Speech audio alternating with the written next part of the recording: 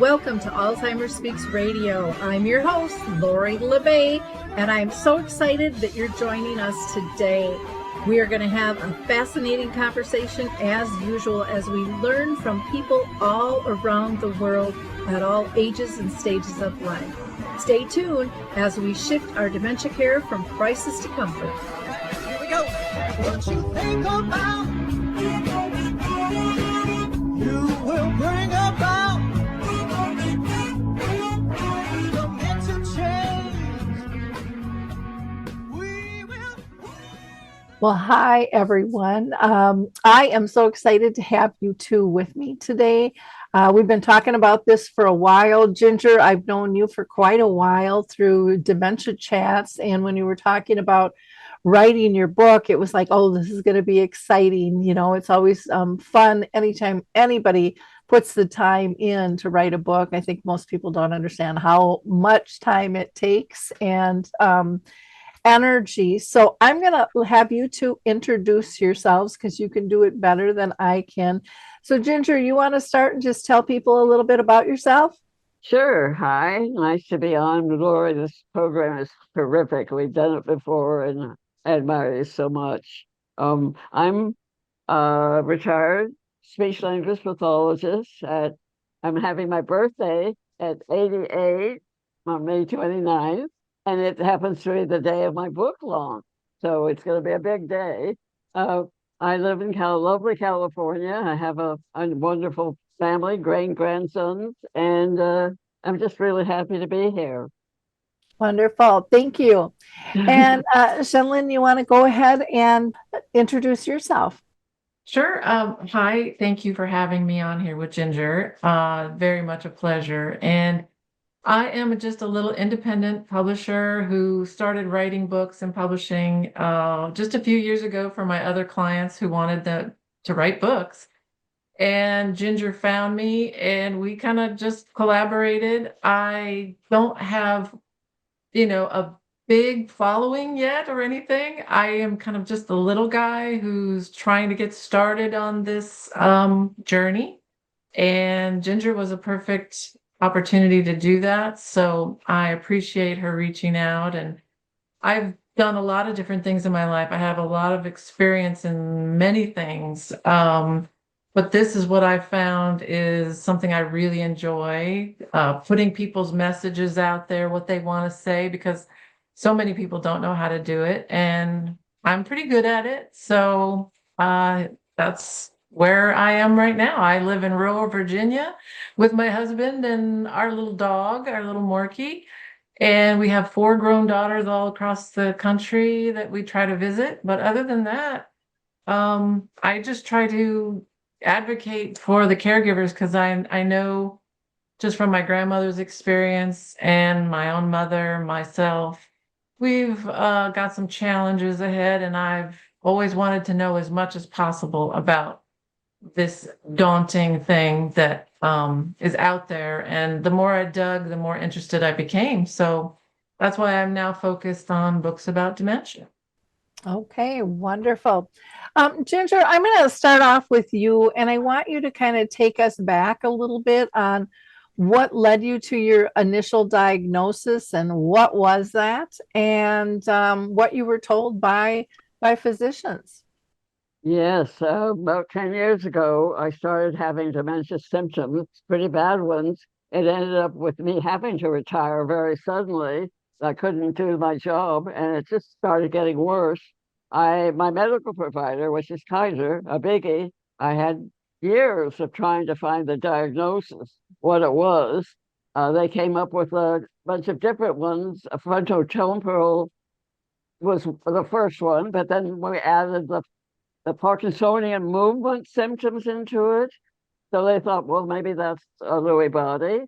So I was officially diagnosed by a psychological psychiatry team with these diagnoses that finally one of the last ones was just dementia unspecified. And we know that's just an umbrella term, but that was about the best one they could come up with. I kept getting sicker and sicker, more diagnoses, ended up finally in a nursing home. We'll tell that story. And then even on hospice. And I had this turnaround. The part of the book is to tell the story about how I did a turnaround, what added to it, what didn't. My research, I'm a researcher by trade. That's what I love. I still do. And it's been 3 years of working on a memoir that finally, when I met Shanlynn, we kind of, the chronology was horrible because I was writing for me. I started writing for me and my anger, for instance. Now, I'm not that person anymore, but I was angry when I started the memoir. And we collaborated and got some people to read and enjoy, I hope. We got a lot of humor in it, but a lot of resources. I love to get to that point because I think that's the bottom line is I didn't write it just for me. I wrote it for others, people who have been dismissed, people who want to, maybe they have an uncle or brother, sister who have dementia and they're worried about their own self. I wrote it for these people too. I wrote it out of love. I'm caring about people, hoping I'll be an inspiration. The story will, and all the resources I've provided. It's interesting. You talk about all the different diagnoses you Yeah. had, which is really common, and a lot of people don't understand that.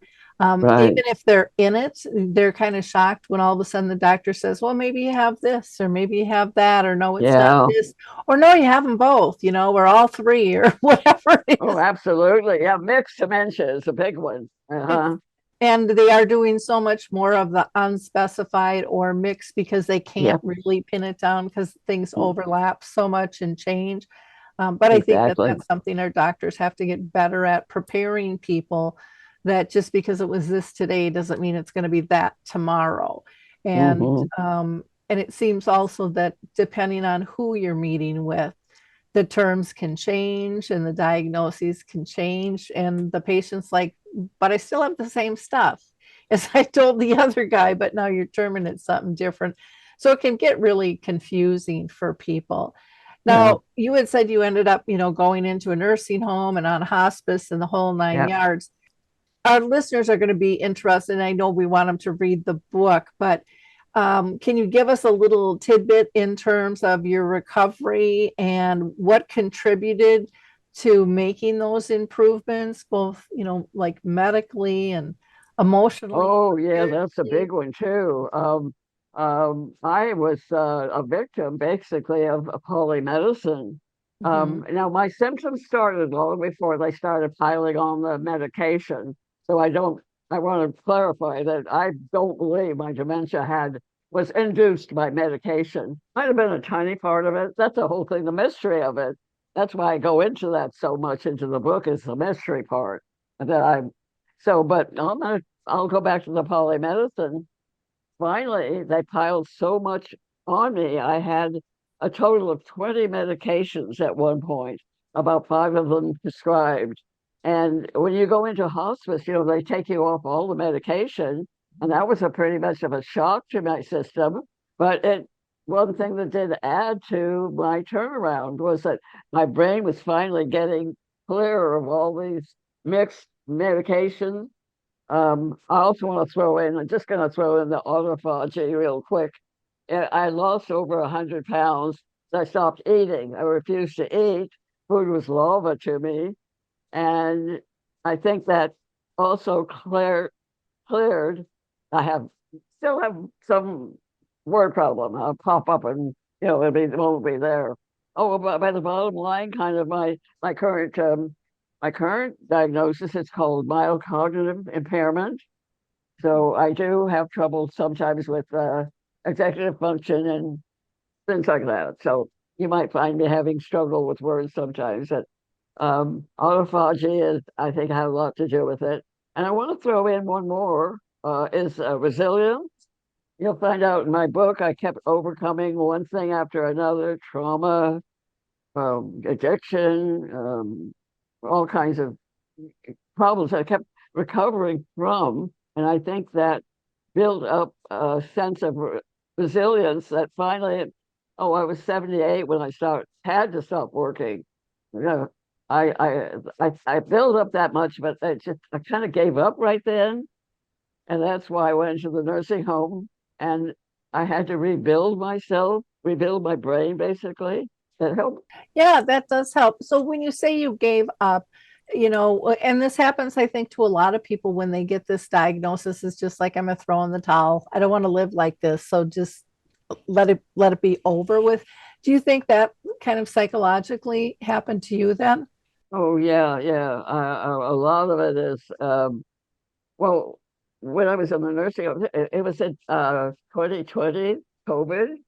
They're totally isolated. I had actually one attendant.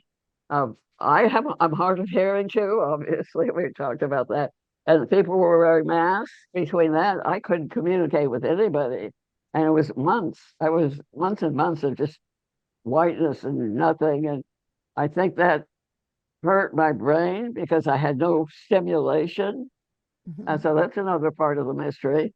Yep, that'll do it. That'll do it for Yeah. sure. Uh, as far as spiritually, how are you a spiritual person or a religious person? Did that have any effect on you while you were recovering? Well, I'm an ex-speech pathologist, and so one thing about it is when I was given the diagnosis, I knew what was to expect. I knew that, you're going to die in 7 years, just go home and give up. And that's one of the reasons I'm promoting the book as a former clinician. There's so much more we can do now. Thank goodness. Even in the 10 years of my path there, in the way of therapy, in the way how people are treated now psychologically. You don't give up on someone with dementia. Just don't throw them away. We can still have, I just use a we, joy in our lives, even though we're struggling with words, maybe, or behavioral issues, which is one of my biggies. That was one of the hardest things to get through and get through to people. That's why I want to get through to caregivers. Don't give up, don't stop, educate yourself. And it's out there. And I have like wonderful programs like DAA, Dementia Action Alliance, where I talk to people with dementia. We talk to each other. The caregivers learn so much with these wonderful year programs right there. Education to me is it's right there. That's the bottom line because it's available. We don't have to give up. You should have the blood test I talk about in my book. It's now 90% positive for Alzheimer's. I think I truly think, maybe not in my lifetime, I'm 88, but they're going to come up with a cure. So Shanlynn and I both agree, get ready for that. It's going to happen. It's around the corner. Just don't give up and sit in front of your TV. Get Lori's program, get People Stowe's program. I'm going to be on that one. And educate yourself. It's out there. It's out there. Yeah. Well, I think that social interaction is so important. And I think so many people think you get this diagnosis and it's end of life. You're in a wheelchair, you can't communicate, and life is over. And that is not the truth. My own mom lived with Mm. dementia for 30 years. And, we did one of our dementia chats with people living 10 and Yeah. 20 years. And they're still Mhm. doing Zoom, they're public speaking, they're running groups, they're doing all kinds of things. So, Right. I think that positive attitude and not giving up on yourself, but pushing forward and then finding there are a lot of these organizations like myself and Dementia Action Alliance and others that really truly want to raise the voice and hear what it's really like instead of us just guessing what it's like. Right. And I think the general public and families in particular want to hear the real story from Oh, I don't want to interrupt, but I don't want to show off my book. That's one of the important things is I've reached out. I didn't just stay home and vegetate like they suggested. I managed to, and I had to come out of myself a little. I'm not that aggressive person. I'm not really, but I reached out. I have these wonderful people from the villages. I have wonderful people from PAA. I used to be a volunteer. I did a lot of volunteering. So I'm pretty proud of our book.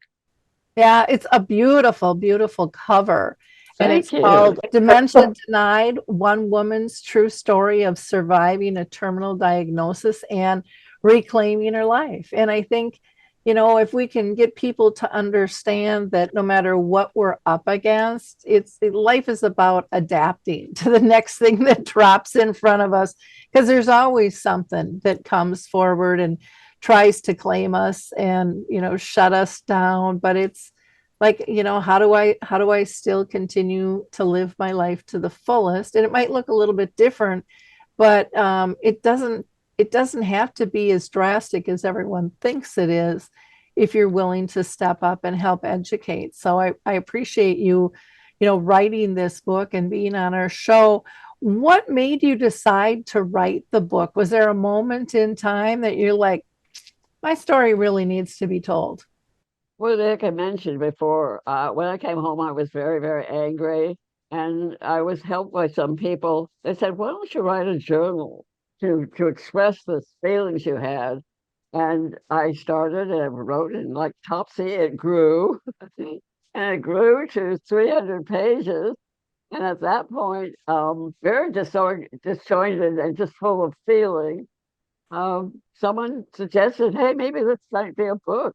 And fortunately, I ran across Shanlynn because her wonderful books on caregiving, I read them, and I thought, this is real. She doesn't shy back of the tough stuff, Mhm. but she loves you. So many of these movies, I have to say, they're lovely. They're written by caregivers, but they're so saccharine. Sorry about that, but they are. And Shanlynn and I, the down and dirty part, we didn't hold back, warts and all.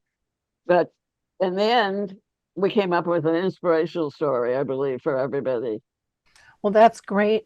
Ginger, you mentioned that someone told you about Shanlyn. Do you remember when that conversation happened and then when you reached out to her? I sure do. I contacted Shanlyn through her book. She did this thing with Amazon that our book's going to be on Amazon, where you reach out to people and you ask for reviews. By the way, if anybody listening to this or reads my book, we'd love to have some reviews that'll help me too. I'm going to go back. Let's say so. I did one with Shanlyn, and she said, "I have some interest in that. Why don't you tell me more?" And so I said a couple of paragraphs, because I called my book originally Barking Mad, because in my story, when my kids were driving with me and they picked me up from the emergency room, I was barking at everybody.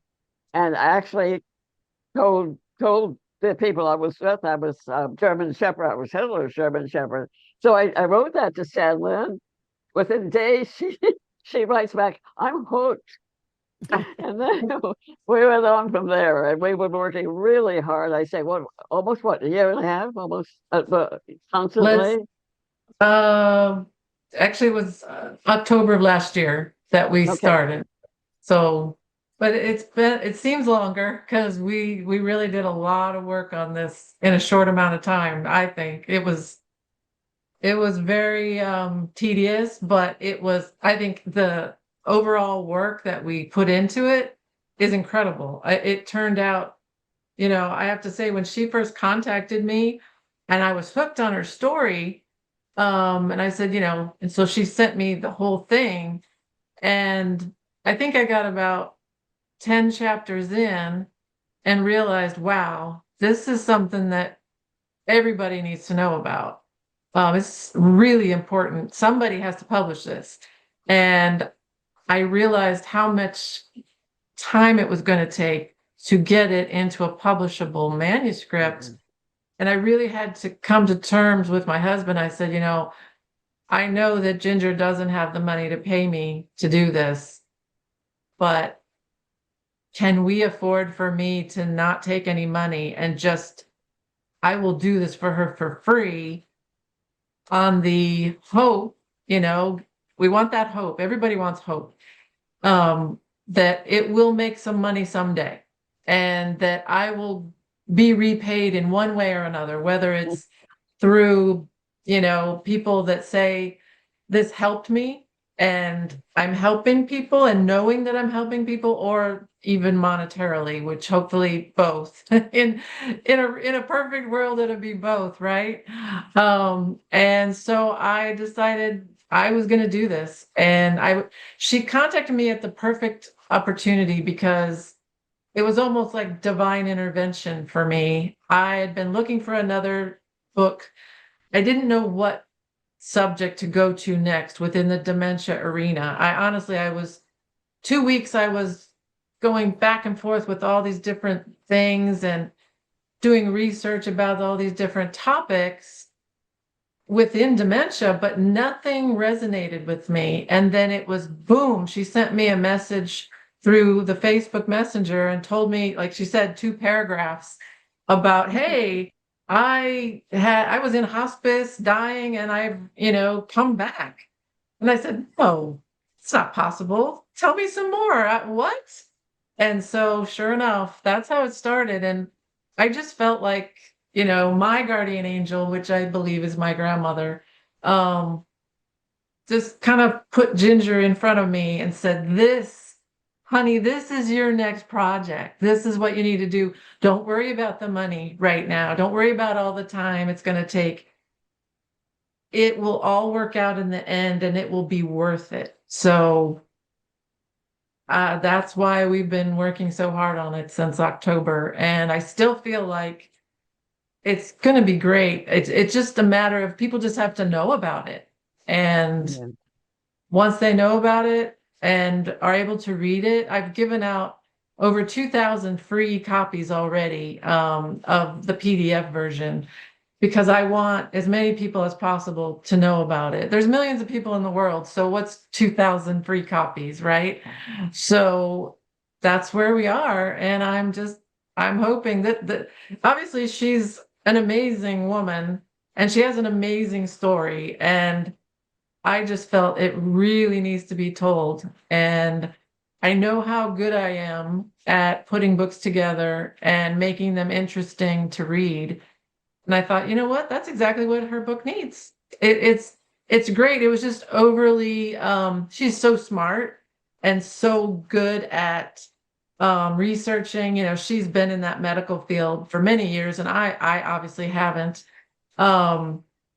She told it, what was the thing, Ginger, that people said that you make things like really complicated to read. And I don't know if I can say this, but I told my husband every other sentence I was having to Google something because she was talking, it was way over my head in some instances. She's very intelligent and she knows what she's talking about. And I was impressed by that as well.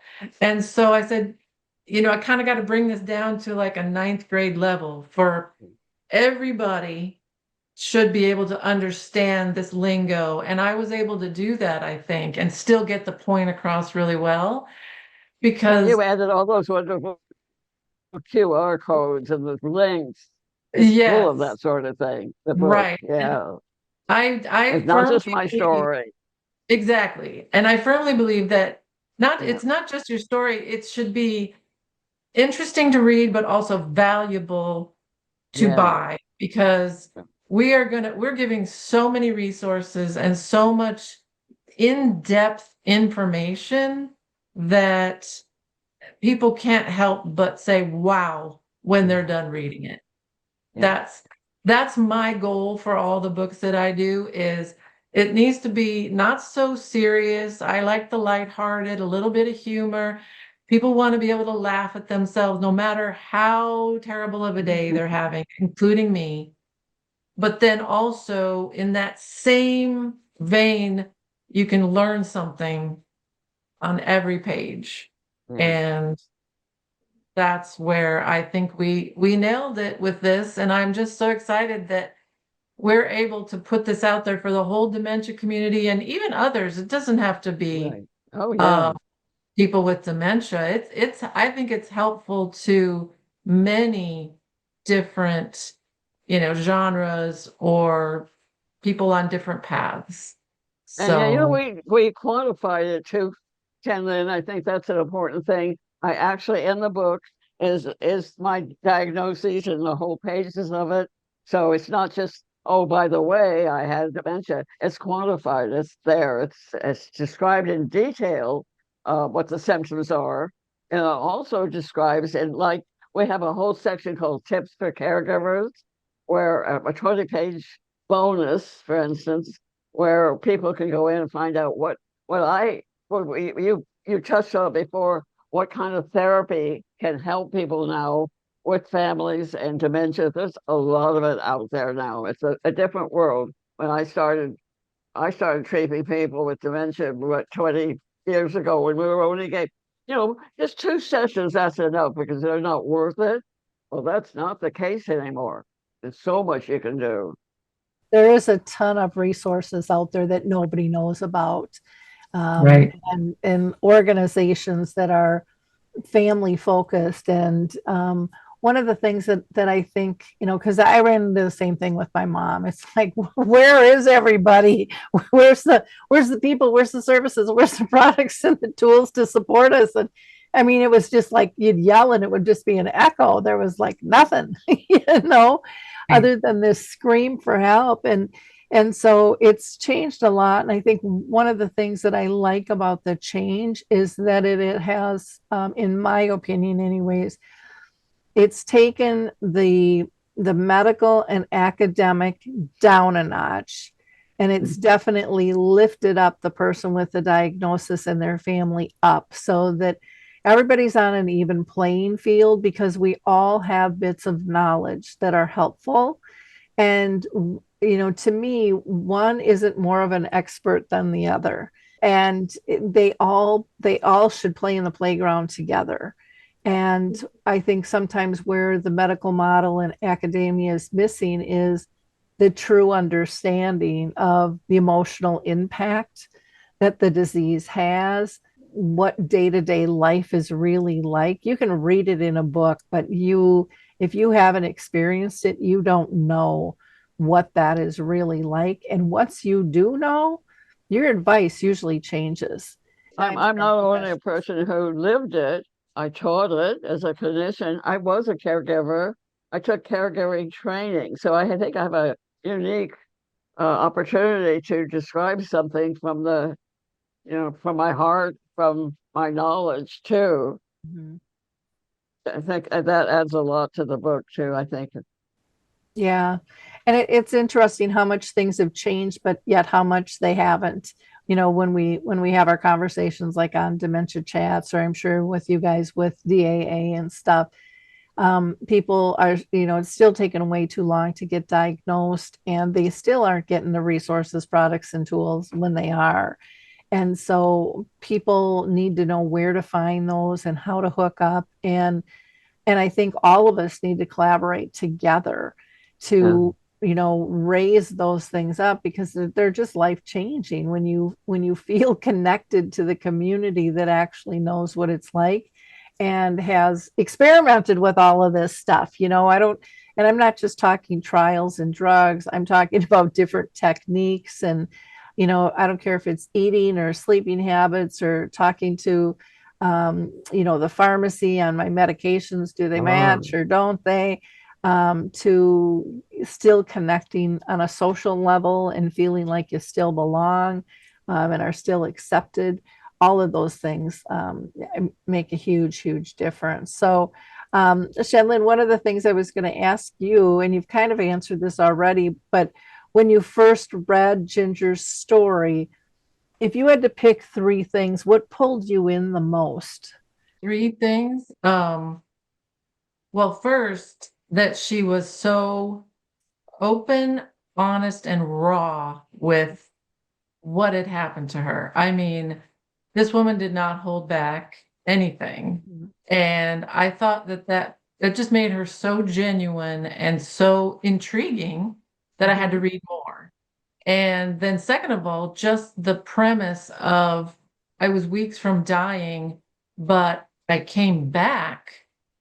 I thought, no, wait, no. You think I thought to myself, first of all, I would need to see this woman's medical records to verify that she, because I don't know her. I thought, well, maybe she still has some bit of dementia and she's misremembering things. You start thinking what could actually be going on here. But then the more I read, the more I realized, no, this woman is completely clear in what she's saying and what she remembers. Um, and then the third thing I would have to say, just what I said earlier about how how much she knows about all of it, how much research she did on her own before she even reached out to me.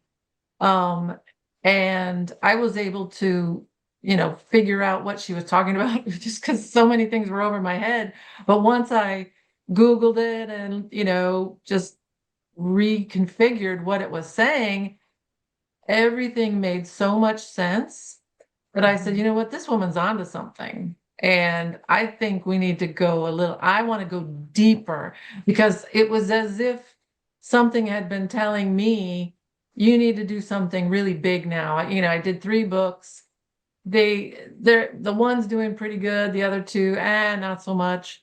And so, you're always looking for, okay, how can I improve that? I got to do something better now. And this was my wow.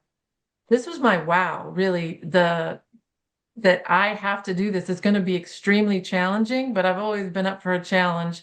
I just have had so many health issues that I haven't been able to do as many challenges as I would like lately. But I thought, you know what? I think I can handle this one. And so I think that was the tipping point for me as I got deeper into it and it got very technical. And I thought, wow, challenge accepted is basically what I said to myself because she's very intelligent, but I'm intelligent in my own way. I am not, I don't even pretend to be as intelligent as Ginger and know everything she knows.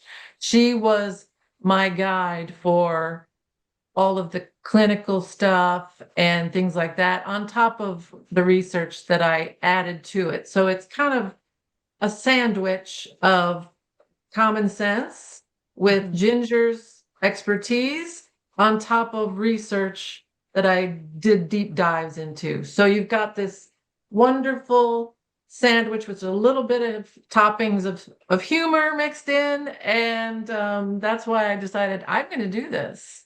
We've got And along so well. Shanlynn and I are right at the same. We fought a little bit. Shanlynn kept saying, "No, you can't add that. No, you can't add that. We've got a time limit."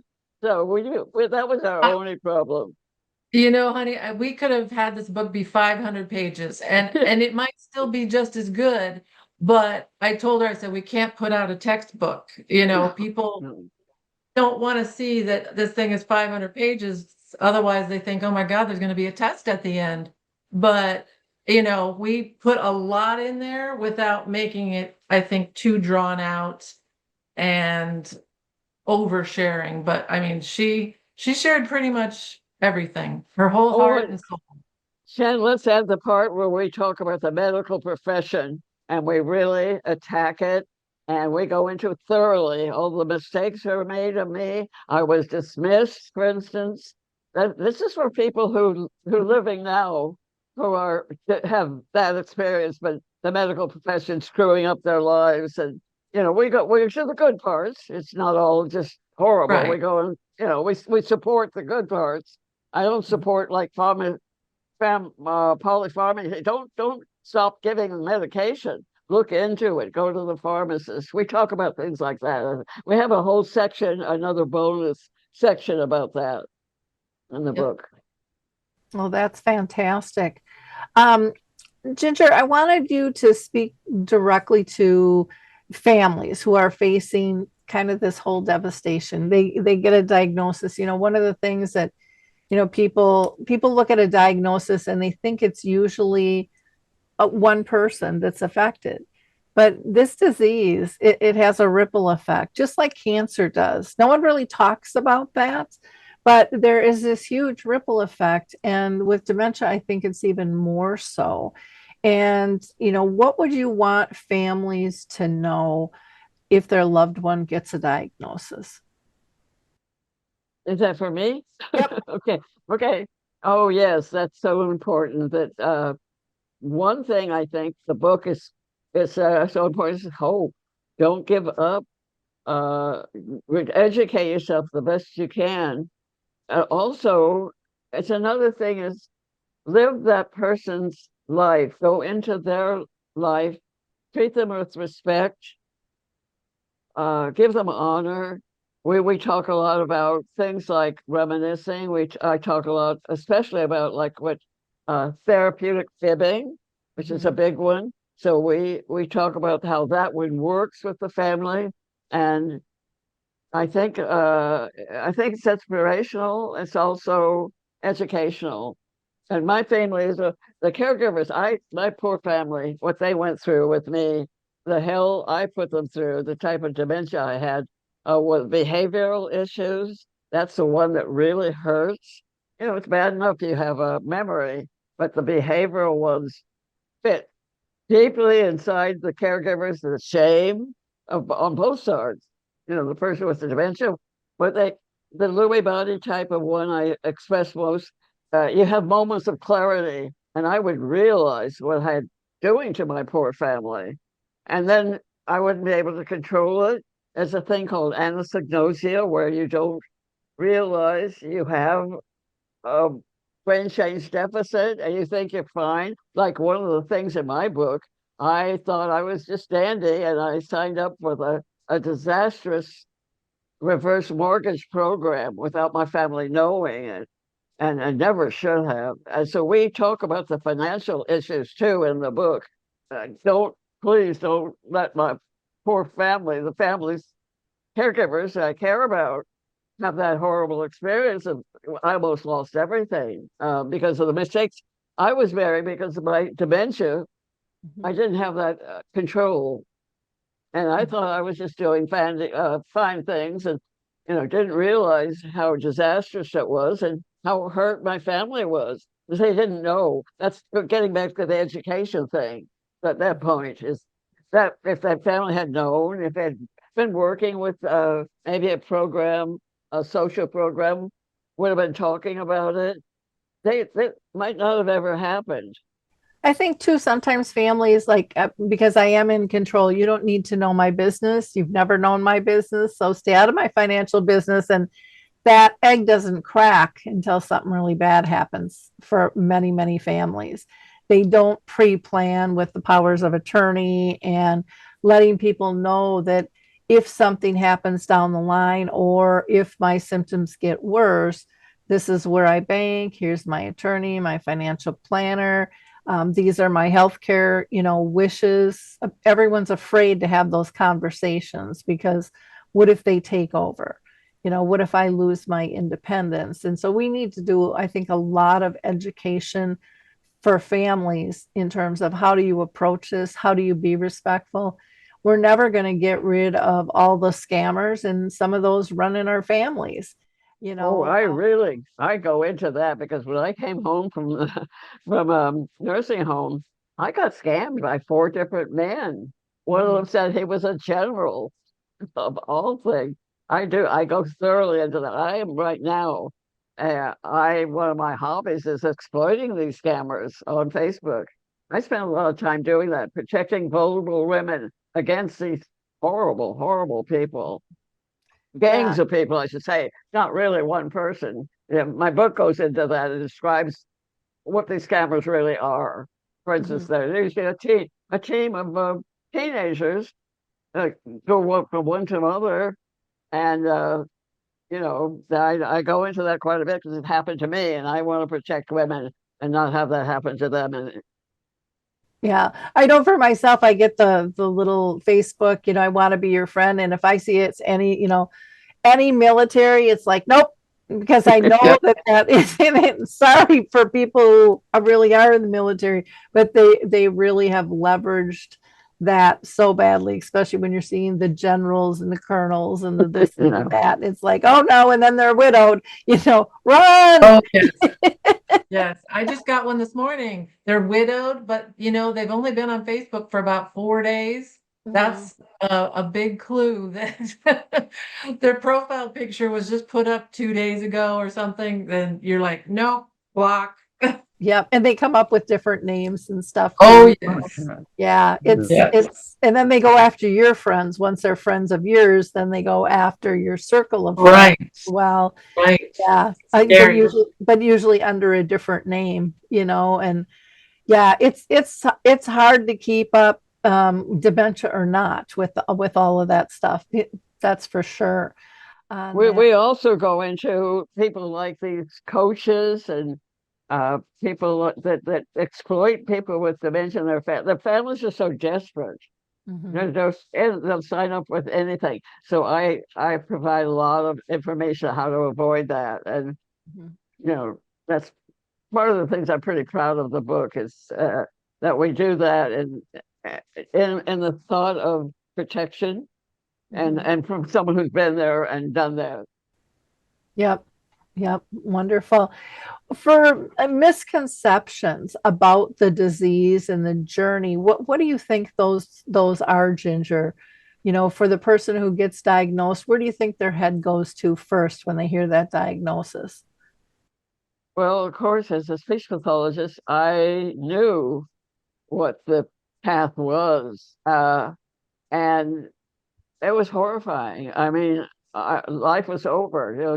Just go home and rot, basically. And if you had a certain type of dementia where you had no filter, it would be horrifying for the poor families. I went through quite a period of depression, actually, and for me, whatever was the cause of my turnaround, I'm totally different. I'm totally thankful for my life right now, for people, my posse, Shanlynn, you.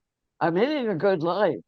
And then my hope is the inspiration of people is don't give up, hang around, do the good thing. There are a lot of good things out there. Little things, like your diet, your exercise, music. There's so much. It's in the book too.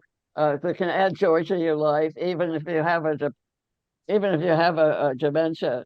And the people in my caregiver groups, they're fun. I mean, they talk about real life and the difficulties, but they also talk about the joy and purpose. Purpose is a big one for our groups, by the way. When I came Yeah. home, I had no purpose. Then I started with the journaling and the book, and I developed a purpose, and that's kept the joy and the fun in my life right now. Now, Shanlyn, you had talked about in terms of dealing with your own family. Do you see, like, in terms of what people can learn from this book being applicable to other diseases and things as well? Oh, sure, sure. Yeah, definitely. And it's just not only me, by the way. I'm not saying I'm unique. I'm the only person in the world who had a turnaround. That I think it can share with any sort of disease that has the supposed to have a terminal diagnosis like mine was supposedly. All the tips and caregivers can apply to those very well. Mhm. I'm a communication specialist. That's my career. I have a lot about communication, about how, you sit when someone's in a wheelchair, you sit next to them, and all those good ones, and listening, and how listening skills. That's part of the book too, because that's what I work with as a clinician. I worked at Stanford, and places like that, and I was able to teach physicians how to treat people with dementia and put on a lot of programs and person-to-person trainings as part of my career too. So my joy is the fact that it's a different world than it was for me 15 years ago when I was first working in dementia or terminal illnesses. It's a different world now, thank goodness. Every day there's a new thing that comes out. Oh, we got this. It's the butt. It's the gut. No, we thought that. Just 2 days ago, there's a thing about they could something about your vision. That so I'm excited reading. I really keep up with the reading. That's one good thing with our book. It's so current. It's exactly what's happening right now. So pick it up because it has all this. The one thing that's kind of just throw this out. I was Dustin Hoffman, the actor's roommate at one point, and I acted with him at the Pasadena Playhouse. Gene Hackman was there too. And that's in that one. Shanlynn and I kind of threw that in the last chapter because it was so current, the horrifying thing that would happen to that man with Alzheimer's, no help, no, for instance, now on my watch, if I fall, it'll inform my son. He had nothing, none of that. If his wife only had had the education, that would have been a different story. It really would have been. And just to read that broke my heart as a person who I didn't know him. I didn't ever act with him, but he was there at the Pasadena Playhouse. He was quite a guy, quite a guy. Yeah. Well, and it just says, money doesn't protect you from this and it doesn't Right. guide you from this as well. So, Shanlynn, as far as you're concerned, do you agree with Ginger that her book can help other people dealing with different diagnoses as well? I do, probably mostly with cognitive issues, but not solely because we do go into different things such as, somatic healing, healing from traumas, people that have been traumatized by anything, which these days, there's a lot of people out there that carry different kinds of trauma with them, and it can manifest in their bodies as all different kinds of issues. It doesn't have to be a cognitive or a neurological issue. And so the book also touches on some of that and how that can be overcome and dealt with to basically cleanse your body of these traumatic experiences. Your body holds on to the stress from those things. You don't realize it, but just talking about stuff doesn't always make things just magically disappear like into unicorn dust. So we wanted to kind of, and it does touch on, we wanted to add something for everyone basically. And most people have been through trauma. Most people know someone who's been through trauma or is touched by one of these cognitive diseases. So yes, I do think it could be very helpful.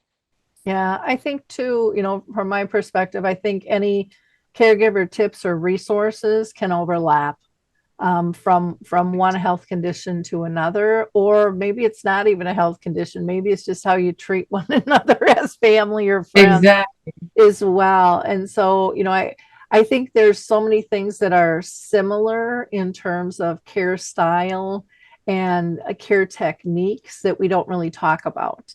We kind of Right. get into this is what I'm talking about, and it's like, yeah, but you can use this for just about anything. I have a communications trifold that people can download from my website. And I've written it dementia specific, but I always tell people you can use this on a 2-year-old or a 102-year-old. You can use it on your friend, your neighbor, your spouse, your child. It doesn't, your coworker, a stranger, because it's all about tapping into the multisensory skills and the non-judgment and the calming voice and the eye Yeah. contact. Like when Ginger was saying, sit down with someone who's in a wheelchair. So you've got that eye contact and that you're really attentively listening. And I think in this day and age of technology and, thumb arthritis from texting, we're losing how to communicate with one another. I mean, even people at holidays complain they're sitting around the dinner table and everyone's on their phone, instead of knowing how to talk to one another anymore. So, Right. and those things add to the stress, I think, of living with the disease or caring for somebody with a health condition as well. Mm. You know, Definitely. Ginger, what's next for you? Oh, taking a rest for a while. We've been really at it. I've been doing a lot of interviews, thank goodness, because we really feel strongly about our book and want to get it out and want to be there to help people. my birthday. My grandson's kind of come up and surprised me. Yeah, I don't know. Maybe that's another book. I have a family member, well, my son actually, who's leading an incredibly wonderful life of rejuvenation that might be worth it. But I'm getting on there too, so I want to kind of take it easy a little bit for a Sure. while. How about you, Shanlynn?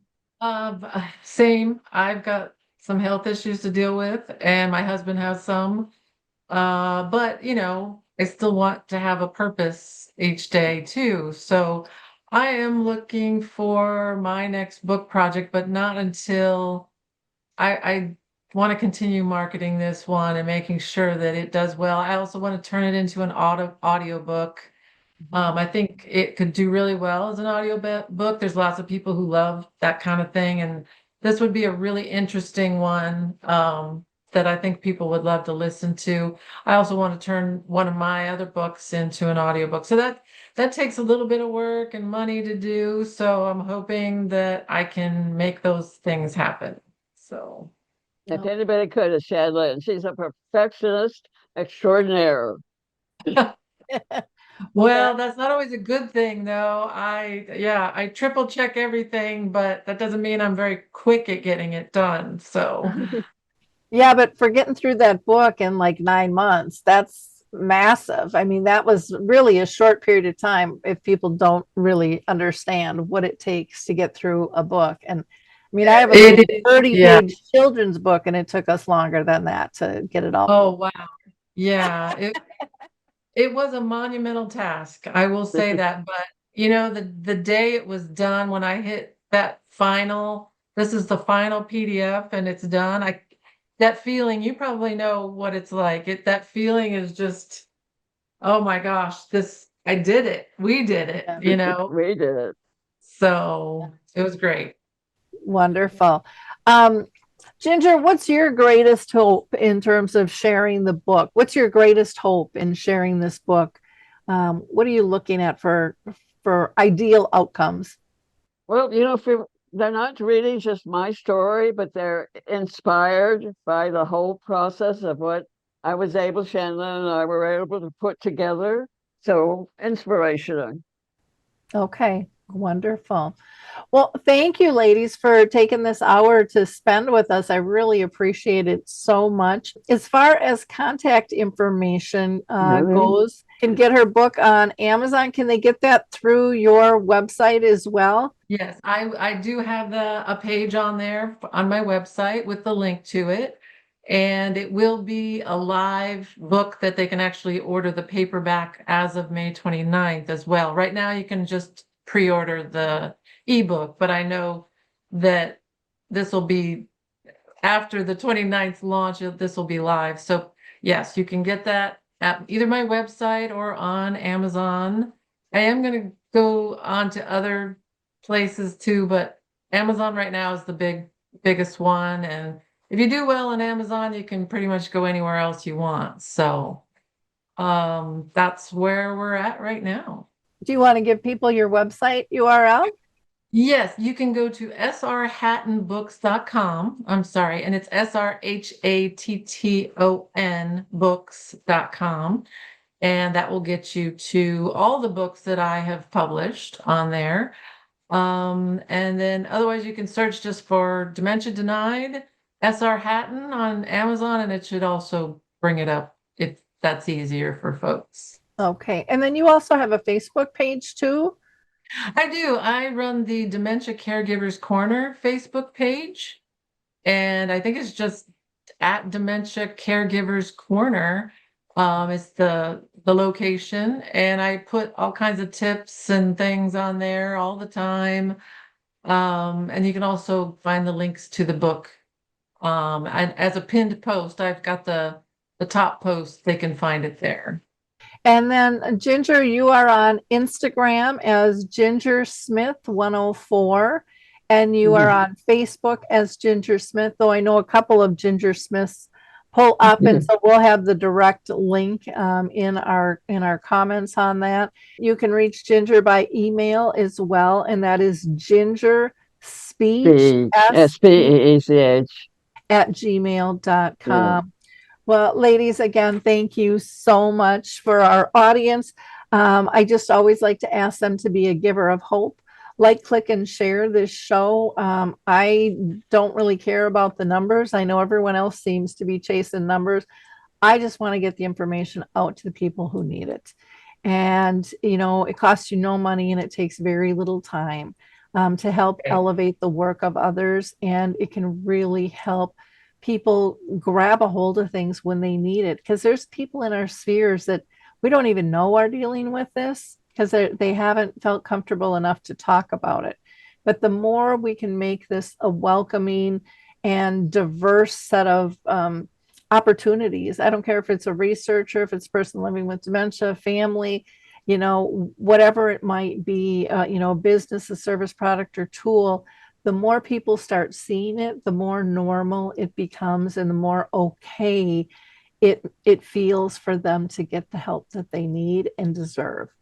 So again, Absolutely. please be a giver of hope. And from Alzheimer's Speaks, we appreciate all of your following us and your support over the years. I can't believe I've been doing this since 2009 already.